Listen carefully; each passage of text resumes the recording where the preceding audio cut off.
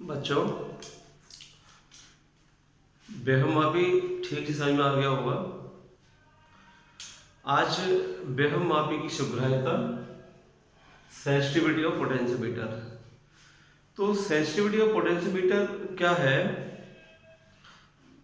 बेहमापी यानी कि पोटेंशियोमीटर से हम दो बिंदुओं के बीच वैद्युत विभवांतर ज्ञात करते हैं या सेल का ईएमएफ। यदि कम से कम विभवांतर को भी शुद्ध मापा जाए बेहमापी से, यानी कि बेहमापी कम से कम विभवांतर को मेजर करने की क्षमता रखता है, तो वो कैसा है? वो शुभग्राही है। यानी कि शुभग्राह्यता शुद्ध माप से है। तो जितनी शुद्ध माप देगा, हम कम से कम मापने में त्रुटि कर देते हैं, एरर आ जाती है। तो कम से कम माप को भी शुद्धता से मेजर करे, वो उसकी शुभग्राह्यता कहलाती है। और बेहमापी की शुभग्राह्यता, बेहमापी की सेंसिटिविटी उसकी विभव प्रवणता पर डिपेंड करती है। विभव प्रवणता को मैंने कल भी बताया और स्टार्टिंग वाले चैप्टर में बताया गया है। यानी कि यूनिट लेंथ में जो पोटेंशियल में डिफरेंस आता है उसे हम विभव प्रवणता कहते हैं। यानी तार की एकांक लंबाई पर विभव में जो परिवर्तन आता है उसे विभव प्रवणता कहते हैं। तो विभव मापी की शुभग्राह्यता विभव प्रवणता यानी कि पोटेंशियल ग्रेडियंट पर डिपेंड करती है। पोटेंशियल ग्रेडियंट जितना कम से कम होगा, उसकी शुभग्राह्यता उतनी ही अधिक होगी, ज्यादा होगी। यानी कि पोटेंशियल ग्रेडियंट कम से कम का मतलब, मैं पोटेंशियल ग्रेडियंट का फॉर्मूला बताया था हमने, K = V/L। यानी कि ये कम से कम लाने के लिए K की वैल्यू, तो L अधिक से अधिक होना चाहिए। L क्या है? बेहमापी में प्रयुक्त करने वाले तार की लंबाई।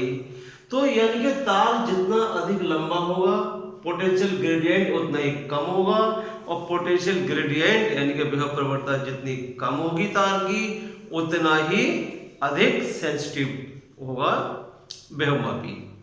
बात क्लियर हो गई?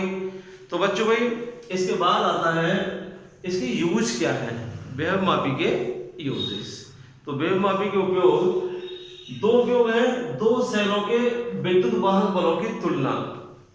यानी पहला उपयोग है to compare EMFs of two sales.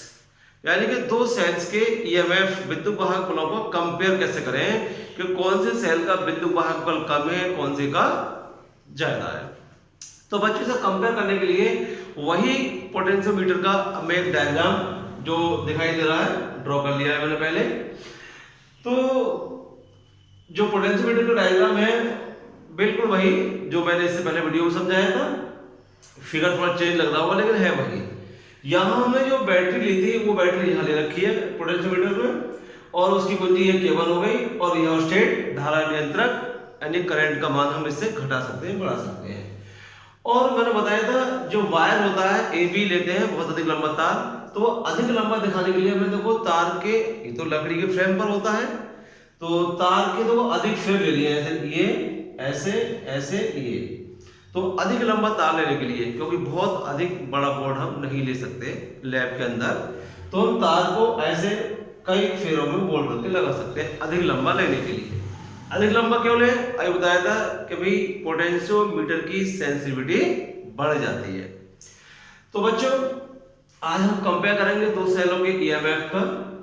तो जो A और B एक वायर है, A से बैटरी के पॉजिटिव ध्रुव को जोड़ देते हैं, और जिन सेलों का कंपेयर करते हैं उन सेलों के पॉजिटिव पोल को दोनों को A पॉइंट से जोड़ देते हैं जहां की बैटरी का पॉजिटिव पोल जुड़ा हुआ है। ऐसी पोटेंशियोमीटर में फिगर बिल्कुल वही है। तो बिल्कुल वही है, वो तो बस एक सेल की जगह दो सेल ले लिए हैं। दोनों सेलों का एक ये हमने की ले लिया है पर, ये 2 वे की है, तो 2 वे की, चलो मैंने K1 या K2 लिख दिया बच्चों।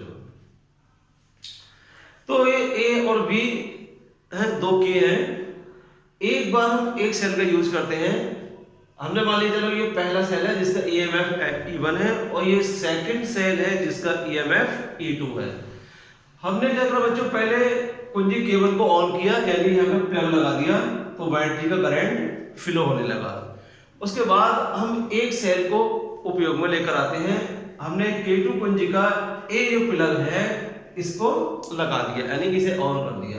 ये अभी ऑफ है, यहां से करंट का फ्लो नहीं हो रहा है। तो जब ऑन कर दिया बच्चों तो बिल्कुल है जो इससे पहले वीडियो उसमें जो बनाया है वही फिगर बन गया। तो विभवमापी में अब हम क्या करते हैं, इसके दोनों के नेगेटिव पोल को, जो सेल है उनके नेगेटिव पोल को एक सिरे पर जोड़ते हुए गैल्वेनोमीटर से जोड़ देते हैं, और गैल्वेनोमीटर का जो दूसरा सिरा है उसे जॉकी से कनेक्ट कर देते हैं। जॉकी जो स्लाइडिंग जॉकी होती है उसे हम वायर पर टच करके देखते हैं कि कहां पर शून्य विक्षेप आएगा, नल पॉइंट आएगा, यानी गैल्वेनोमीटर में कोई करंट ना हो। क्योंकि उस स्थिति में हमने बताया था भाई जो विद्युत वाहक बल होता है वो सेल के ईएमएफ, जो विद्युत वाहक बल होता है सेल का, वो तार में जिन बिंदुओं के बीच नल पॉइंट आया है उसके बीच जो पोटेंशियल डिफरेंस होता है उसके इक्वल होता है। तो बच्चों पहले हमने E1 का प्रयोग करा सेल का और देखा हमने जॉकी को टच करके, मान लिए वो कहीं पर तार को यहाँ A सिरे से L1 सेंटीमीटर की दूरी पर, यानी कि L1 सेंटीमीटर तार की दूरी पर नल पॉइंट आ गया। जब नल पॉइंट आ गया तो बच्चों भाई पोटेंशियोमीटर के जो हमने कल प्रिंसिपल बताया था तो वहां फॉर्मूला आया था V = KL या E = KL, क्योंकि V और E इक्वल होते हैं नल पॉइंट की पोजीशन में। तो मैंने लिख दिया बच्चों ये E, क्योंकि पहले सेल का ईएमएफ E1 है तो E1 = KL1। K potential gradient है, K को विभव प्रवणता कहते हैं। ऐसे अब हमने इस प्लग को हटा दिया और वो प्लग यहां लगा दिया, यानी कि ये ऑफ हो गया, ये ऑन हो गया। अब हमने फिर जॉकी को टच किया और टच करने के बाद मान लिया कि भाई यहां से तार की L2 सेंटीमीटर डिस्टेंस पर जॉकी को टच करने पर गैल्वेनोमीटर में नल पॉइंट आ गया, शून्य विक्षेप आ गया। तब सेकंड सेल के लिए क्या बन जाएगा बच्चों, ये इसका विद्युत वाहक बल E2 = KL2। ये इक्वेशन फर्स्ट है, ये इक्वेशन सेकंड है। इक्वेशन फर्स्ट को सेकंड से डिवाइड कर दें तो बच्चों देखो E1/E2 = KL1/KL2, K से K cancel, that is L1/L2।